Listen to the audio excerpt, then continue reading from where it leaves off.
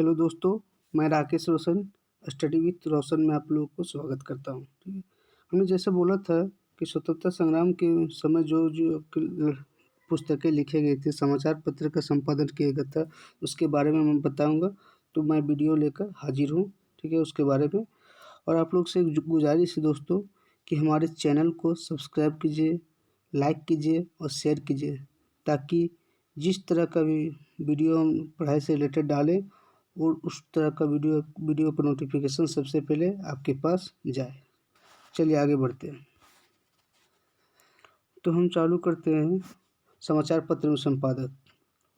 तो समाचार पत्र का नाम एक साइड लिख दिए हैं और एक साइड संपादक का नाम लिख दिए हैं। तो सबसे पहला देखते हैं इंडियन ओपिनियन, हरिजन, नवजीवन, यंग इंडिया नामक समाचार पत्र का संपादन किसने किया था? तो महात्मा गांधी। किसने किया था? महात्मा गांधी, यानी हमारे देश के राष्ट्रपिता कहे जाने वाले।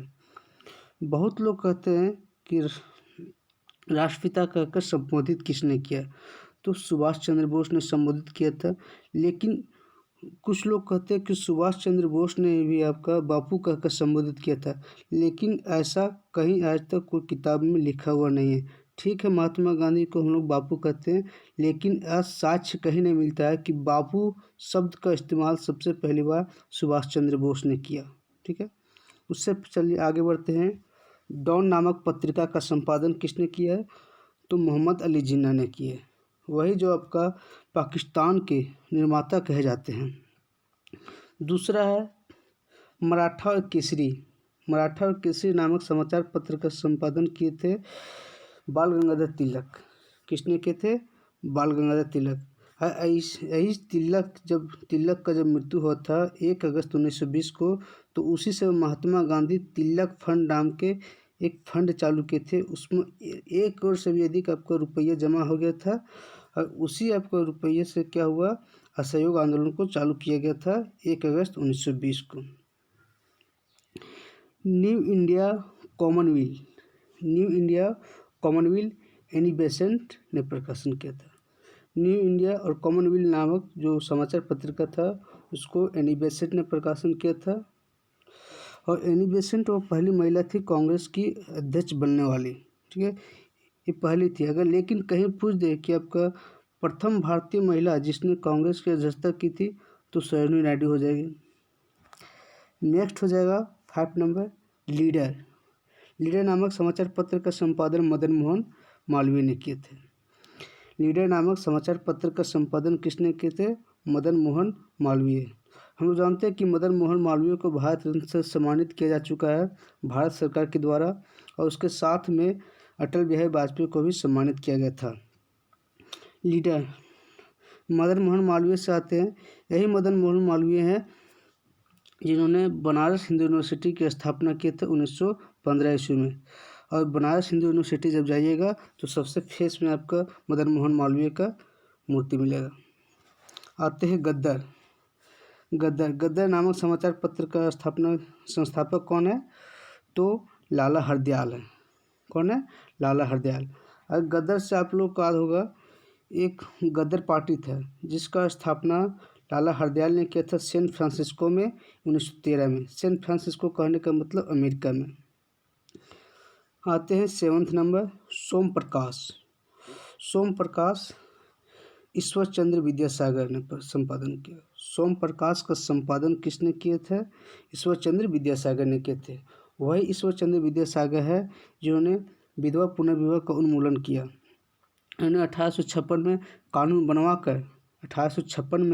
कानून बनवा कर विधवा पुनर्विवाह को मान्यता दिलवाया। ठीक है, और उससे जो आपका और एक चीज़ और इसका बहुत अच्छा इम्पोर्टेंस बात है कि जो इसका इकलौता बेटा था वो अपने इकलौते बेटे का शादी एक विधवा महिला से कर दिए थे। नेक्स्ट आते हैं इंदु प्रकाश का संपादन किए थे महादेव गोविंद रानडे, यानी MG रानडे। वही MG रानडे जो गोपाल कृष्ण गोखले के गुरु थे। और गोपाल कृष्ण गोखले राजनीतिक गुरु किसके राजनीतिक गुरु थे? तो महात्मा गांधी के राजनीतिक गुरु थे। और एक चीज़ ध्यान रखिएगा, जब महात्मा गांधी जेल में बंद थे, कहाँ पे? दक्षिण अफ्रीका में, तो उससे वहाँ पर मिलने जाने वाले एकमात्र भारतीय थे गोपाल कृष्ण गोखले। आगे हम लोग आते हैं अल हिलाल और अल बिलाद। कौन? अल हिलाल और अल बिलाद। ये दो आपका जो पत्रिका है इसका संपादन मौलाना अबुल कलाम आज़ाद किए थे, ठीक है, यानी देश के पहले शिक्षा मंत्री। और ये भी जान लीजिए सबसे अधिक समय तक कांग्रेस के अध्यक्ष रहने वाले मौलाना अबुल कलाम आज़ाद है, जो 1940 से 1946 तक रहे थे। उसके बाद कौन आ गए थे? JB कृपलानी आ गए थे। और ये भी क्वेश्चन पूछता है कि जब स्वतंत्र हुआ भारत उस समय कौन आपका अध्यक्ष थे कांग्रेस के? तो मौलाना अबुल कलाम आज़ाद के बाद जो JB कृपलानी आए थे वही अध्यक्ष थे। उसके बाद आते हैं नेशनल हेराल्ड। नेशनल हेराल्ड नामक पत्रिका का संपादन जवाहरलाल नेहरू ने किया था। जवाहरलाल नेहरू यानी हमारे देश के प्रथम प्रधानमंत्री। द हिंदू का प्रकाशन वीर राघवाचार्य ने किया। किसने किया? वीर राघवाचार्य। नेक्स्ट बढ़ते हैं, कुछ और पुस्तक दिया हुआ है और लेखक का नाम दिया हुआ है। ऊपर देखते थे द ट्रिब्यून का संपादक है दयाल सिंह मजीठिया। 13 नंबर तहजीब उल अखलाक, उसके संपादक है सर सैयद अहमद खान। आगे देखते हैं कि उस दौरान कुछ पुस्तकों को लिखा गया और वह लेखक कौन है उस पुस्तक के, इसके बारे में देखते हैं। तो सबसे पहला क्वेश्चन देखते हैं, हिंद स्वराज सत्य के साथ मेरे प्रयोग, इसको इंग्लिश में कहीं कहीं आप लोग पढ़ते होंगे माई एक्सपेरिमेंट विथ ट्रूथ, इसको लिखा है महात्मा गांधी ने लिखे हैं। दूसरा है भारत एक खोज, discovery of India, Pandit Jawaharlal Nehru ने किए। विश्व इतिहास की झलक, पंडित जवाहरलाल नेहरू ने। मेरी कहानी, इसको भी पंडित जवाहरलाल नेहरू ने लिखा। आगे आते हैं India wins freedom, Maulana Abul Kalam Azad ने लिखा है। इंडिया विंस फ्रीडम को मौलाना अबुल कलाम आज़ाद लिखे हैं, यानी देश के पहले शिक्षा मंत्री। अब सबसे कम उम्र के कांग्रेस के अध्यक्ष भी मौलाना अबुल कलाम आज़ाद थे, ये ध्यान भी रखना है, ठीक है। अब पूछा जाए कि मौलाना अबुल कलाम आज़ाद बने कहाँ थे अध्यक्ष कांग्रेस के? तो झारखंड के रामगढ़ में अधिवेशन हो रहा था 1940 में, 53वां अधिवेशन हो रहा था। उसी समय मौलाना अबुल कलाम आज़ाद को चुना गया था कांग्रेस का अध्यक्ष। इंडिया स्ट्रगल, चौथा नंबर है इंडियन स्ट्रगल, इसको सुभाष चंद्र बोस ने लिखा है।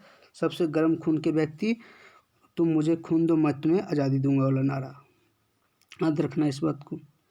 इंडिया डिवाइडेड नामक पुस्तक की रचना डॉक्टर राजेंद्र प्रसाद ने किया है।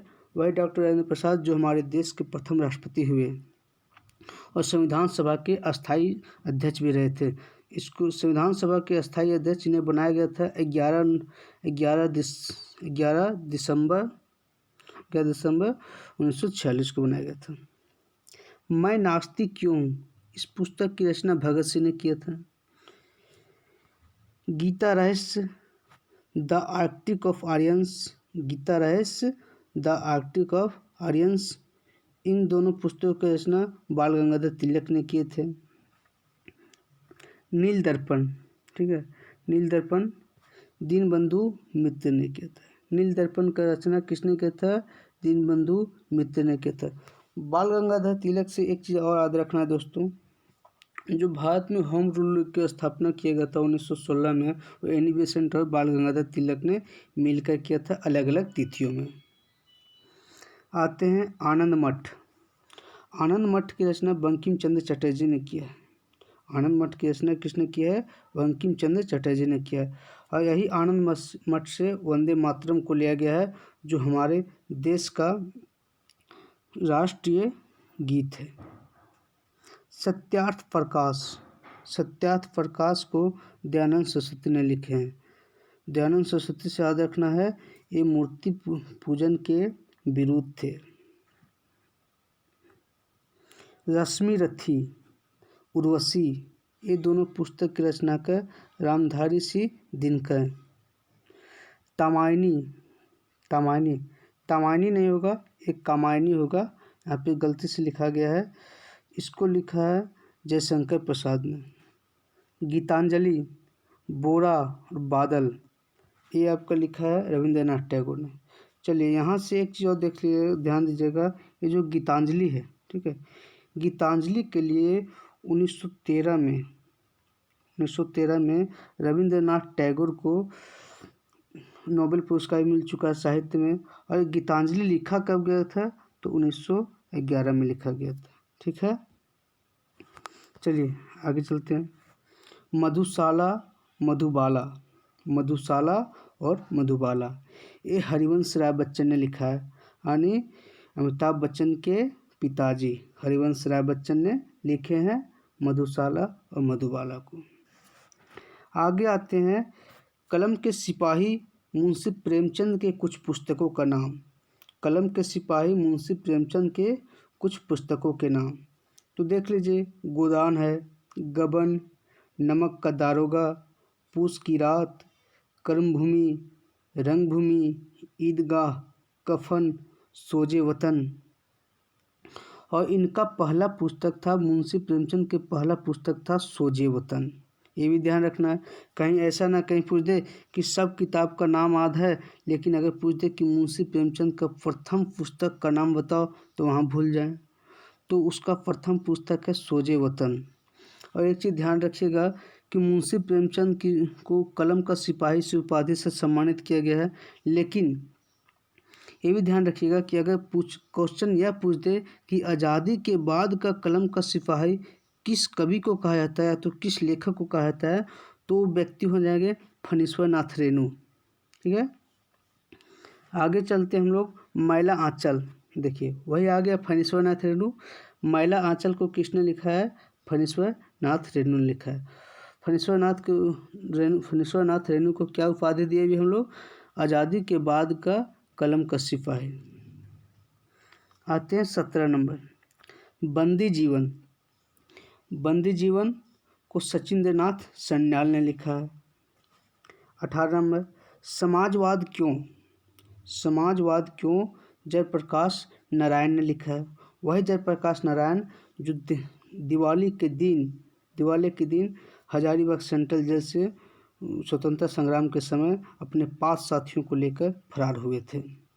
और उसी जयप्रकाश नारायण के नाम पर अभी हजारीबाग में जो सेंट्रल जेल है, जयप्रकाश नारायण कारागृह कहा जाता है। गांधी बनाम लेनिन, लेनिन होगा, गा नहीं होगा, ना होगा, गांधी बनाम लेनिन, इसको लिखा है श्रीपाद अमृत डांगे ने, श्रीपाद अमृत डांगे ने। आते हैं देवदास, देवदास और परिणीता, देवदास और परिणीता, ये दोनों को लिखा है शरद चंद्र चट्टोपाध्याय ने। हम लोग देवदास फिल्म देखे होंगे जिसमें शाहरुख खान और ऐश्वर्या राय का रोल है, वही देवदास नामक जो सबका पुस्तक की रचना किए हैं शरद चंद्र चट्टोपाध्याय। आप जब फिल्म देखिएगा देवदास फिल्म, तो उसमें आपको राइटर में लिखा आएगा शरद चंद्र चट्टोपाध्याय का नाम। चलिए नेक्स्ट पढ़ते हैं, the philosophy of bomb. The philosophy of bomb, इसमें क्या किया गया था? ये फिलोसफी ऑफ बॉम्ब जो पुस्तक था भगवती चरण बोहरा ने लिखा है। The philosophy of bomb Bhagwati चरण बोहरा ने लिखा है। उसमें बॉम्ब बनाने के तरीके बताए गए थे, लेकिन बाद में अंग्रेज़ों ने इन्हें बैन कर दिया था, ये भी ध्यान रखना है। नेक्स्ट चलते हैं, a train to Pakistan. A train to Pakistan, इसके रचनाकार है खुशवंत सिंह। चलिए आगे बढ़ते हैं, कुछ और देखते हैं। अभी जैसे हम लोग देखें अ ट्रेन टू पाकिस्तान, तो उसी तरह से देखते हैं कितने पाकिस्तान, ठीक है, कितने पाकिस्तान भी वही लिखे हैं। The 24 number, the wings of fire. The wings of fire and vision 2020, ये APJ अब्दुल कलाम लिखे हैं, ठीक है, जिसको मिसाइल मैन भी कहा जाता है। भारत के missile man APJ Abdul Kalam को कहा जाता है। ये हमारे देश के राष्ट्रपति भी रह चुके हैं। और एक चीज़ ध्यान रखना है,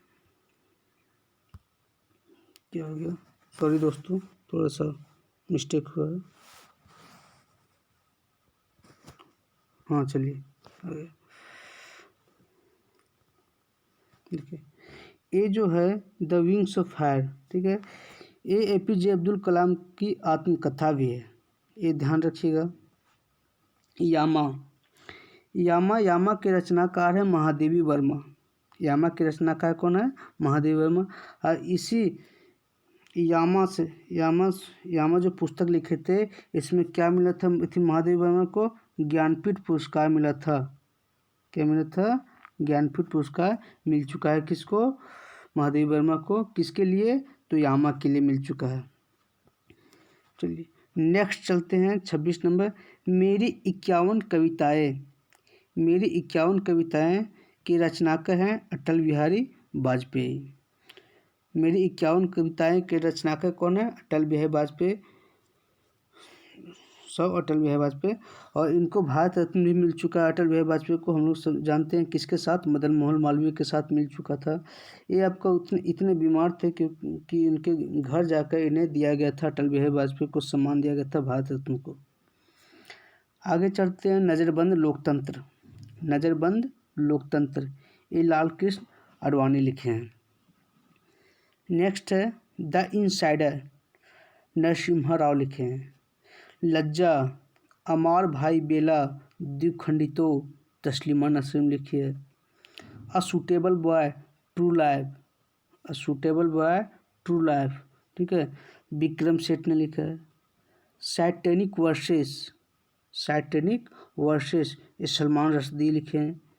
1857 का प्रथम स्वतंत्रता संग्राम, 1857 का प्रथम स्वतंत्रता संग्राम ये किसने लिखा है? विनायक दामोदर सावरकर ने लिखा है। एक चीज़ ध्यान रखिएगा, पूछता है कि अभिनव